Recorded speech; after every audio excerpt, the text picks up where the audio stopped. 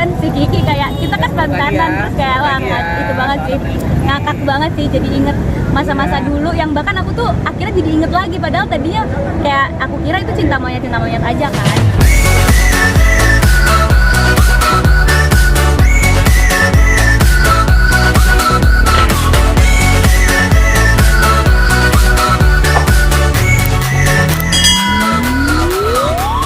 Kabarnya Prilly sendiri mau ngasih stroller, memang sudah diberikan apa sih? Udah diberikan karena itu tuh sebenarnya dia tuh kan senang cerita sama aku.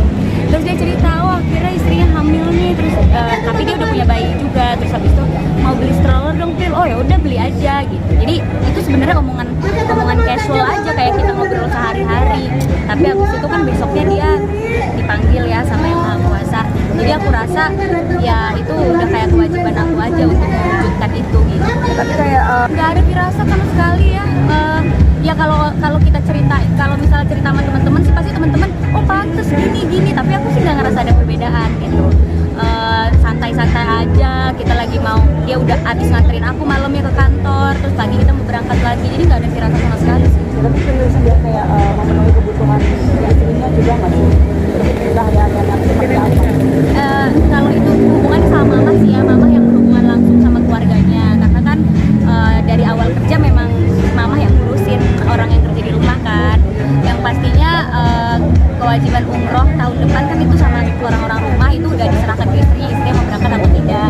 Tapi kalau enggak, misalnya mau digantikan dengan uang ya udah nggak apa-apa kayak gitu sih. Pasti sulit banget, tapi untungnya aku tuh ada beberapa supir yang emang udah lama juga kerja di rumah. Jadi sekarang pakai supir yang biasa nyetirin adikku gitu. Jadi adikku yang cari yang baru gitu. Karena aku emang agak susah ya untuk kerja sama aku kan kuat-kuatan ya. Jadi kita kerjaannya banyak, sehari bisa 4 tempat. Jadi benar-benar harus cari orang yang benar-benar kuat juga, terus fisiknya, terus juga bisa menjaga kerahasiaan dan kepercayaan. Jadi ya emang susah sih untuk mengganti yang udah lama kerja gitu. Really sedikit dong tentang ini apa namanya tentang dirimu yang hobi cium ketek sendiri sih jawab. Enggak, itu kata siapa? Ada kabarnya cium ketek orang lain, bener nggak? Nggak ada, itu tuh kayak aku tuh seneng sama wewangian, aku seneng parfum, seneng kayak wangi parfum baju gitu loh. Jadi kadang kalau temen aku wanginya enak tuh aku suka kayak, iu apa sih nih wanginya gitu.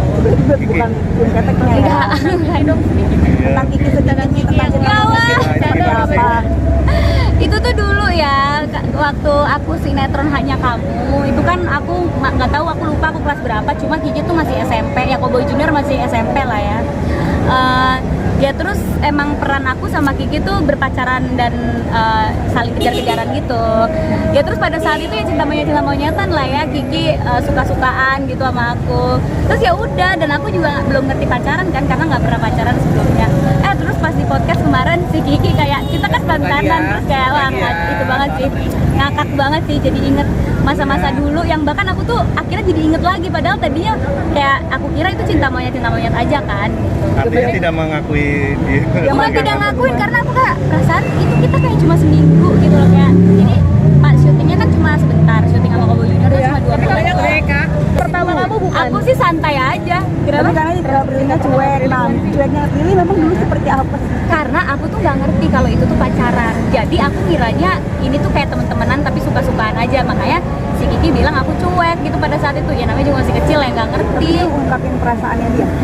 Zaman SMP itu mah nggak kehitung kali, cuma kayak suka aja sama kamu gitu. Makanya kan itu lucu banget. Jadi menurut kamu gimana? Kiki sendiri baik banget, kita sampai sekarang masih akrab.